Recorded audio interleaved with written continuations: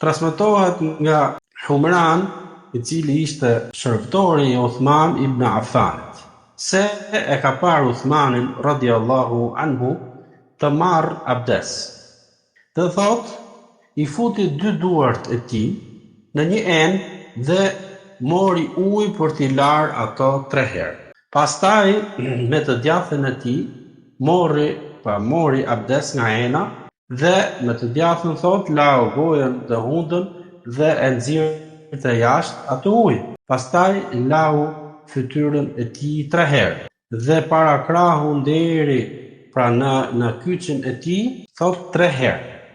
Dhe pastaj i ra mes kokës së tij. Pastaj i lau të 2 këmbët e tij 3 herë. Dhe tha, Uthmani radiallahu anhu, e kam parë të dërguarin e Allahut sallallahu alaihi wasallam të marrë abdes sikur ky abdes që unë mora.